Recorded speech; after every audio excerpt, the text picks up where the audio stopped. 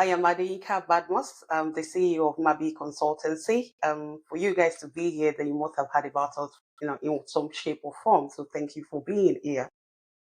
Today, the topic was supposed to address some of the concerns we have had about people having certification and then still struggling to land that role within the market, but still struggling to land the role. So we are trying to then dive in to differentiate between what really gets you hired.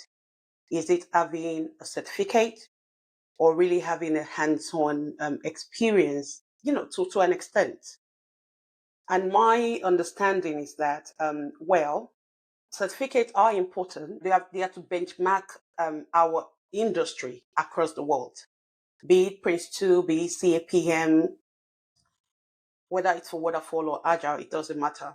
Go for the certificate if you want. But think about it. Certificate would only get you to an interview stage. When you get to that interview room, it is your understanding of the real world application that would actually help you thrive in an interview. What do I mean by that? You could you could think about when we do mathematics in school, really. We've covered a lot of subject, algebra, talking about the triangles and all of those things. Now, when you come to real life application, which of those concepts have we really applied? The answer is probably maybe 5 things, like dates, subtractions, additions, so those minor, elementary mathematics. That's all we've been using. That's really how certification is, even within the project world. You can be certified all you like, but without that real life application, that hands-on technical expertise, you really can't go far with just certification. So I do advise people that if you have a single investment fund, please, before you invest in any certificate, please make sure that you have really applied that route and you are sure that it is what you want to be known for. Certification is just adding an icing on the cake. If you're fresh into the market, fresh into the field, you really don't have the cake yet. So please don't go looking for the trophy when you don't actually have the basis. Okay? So if you have a single investment, I would say go for a technical investment in your skill set rather than chasing certificate. We are, especially from different other part of the world, we place a lot of value on certificate. In the part of the world where I live in the UK, just to clarify, certification means little. It will get you so far into the room. But when you get into the room, we want you to talk to us about the challenges you faced, about how you have actually maneuvered your way into different technical situations. Really, that is what will sort of give you that edge. That would let you have an industry standard sort of conversation. If you invest in certification course like a Prince 2, for example, when we come to the nitty gritty of it, nobody really practices Prince 2 in its entirety in the real life, really. I am yet to find any organization that says, okay, we practice Prince 2 from top to bottom, or we practice PMP from top to bottom. It's always a mix of this and that. Even they try different things. I mean, big organizations, they try different things and then pick up which part of what works for their method. So building an end-to-end of a process within an organization, it goes beyond, oh, I am compliant with this certification standard or that other one. It doesn't matter which one. The fact is, understand the nitty-gritty of your role. Understand why you have been hired. Now, look at your certification, look at your benchmark as your tool. It wouldn't matter what tool, like if you are a chef, for example, and you have been provided with a kitchen, it wouldn't matter what tool you are used to. The fact is, there are certain standards. You know that to cook anything, you need a pot. You need a spatula, for example. Those things are just standards. Your approach to Making stuff is what your interviewer wants to see, and that is where your application really comes in. Okay, so I hope I've kind of clarified, what certification is and what, application is. So certification is your way of benchmarking against the rest of the world, and your application is your own immersion into your actual role, the role you have been hired for, your technical approach to delivering this role.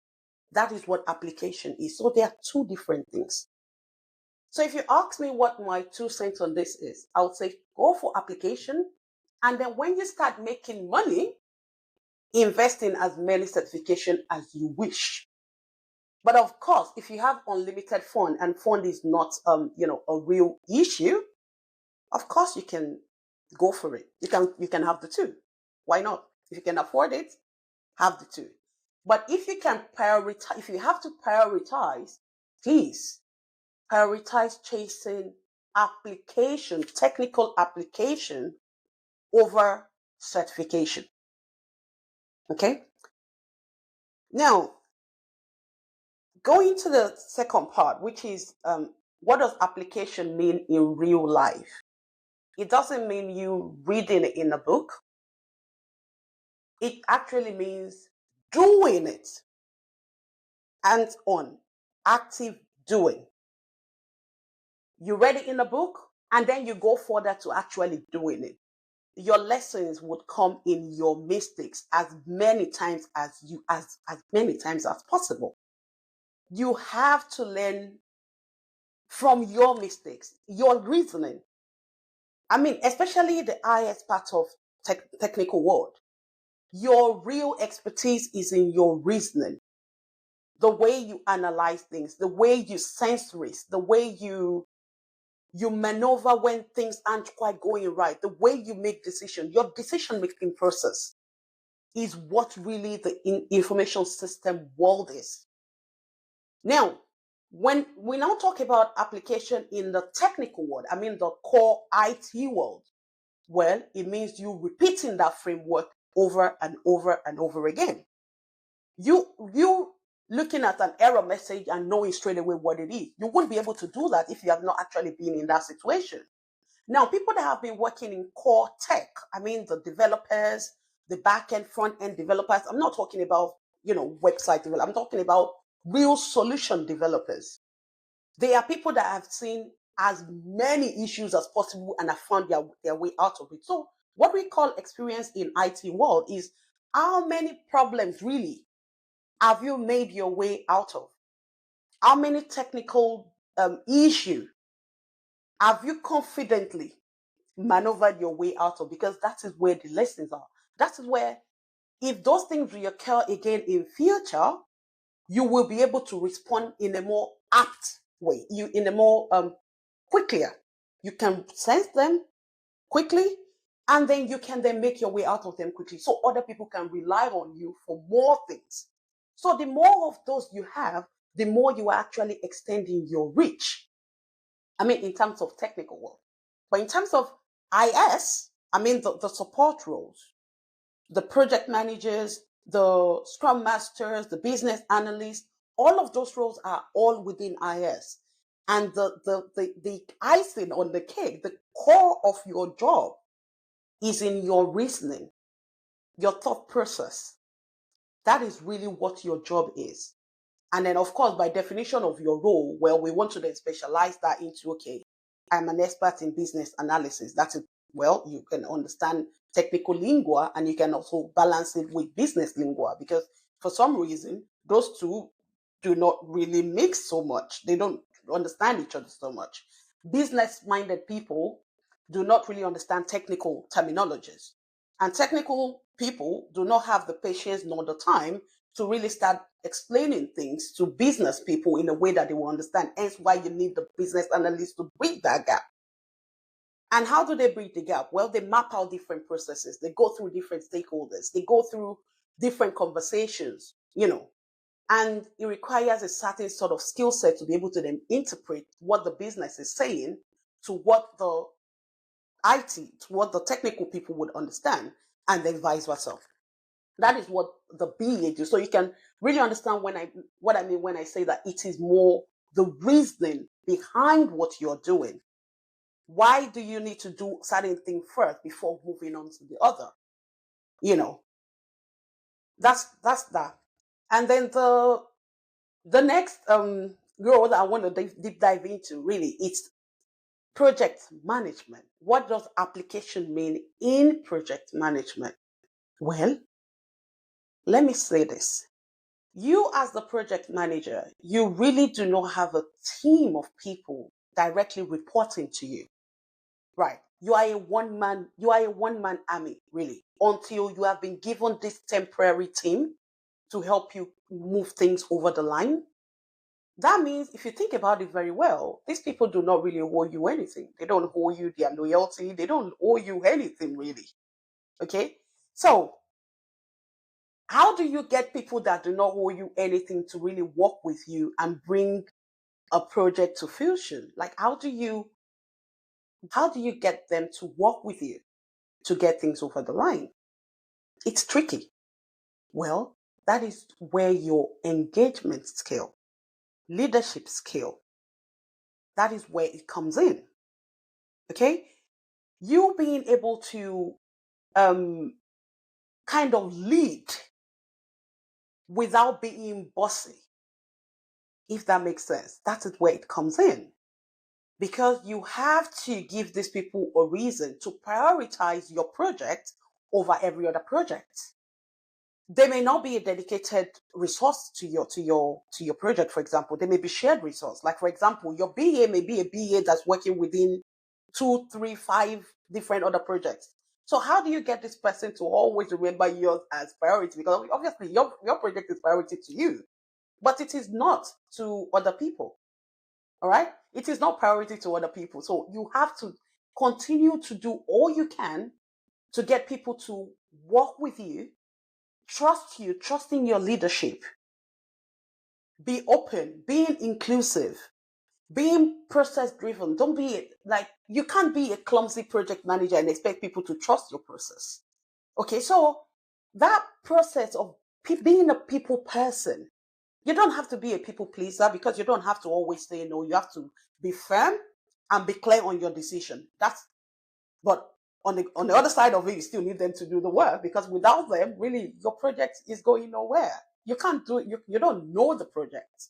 You just understand the flow of the project. You are relying on them for their knowledge, but you are their lead. So it's a difficult place to be in. But with a lot of skill acquisition, well, it happens. That is why we have different frameworks here and there for people to follow to then help them land closer to the goal, if not on the goal. Okay?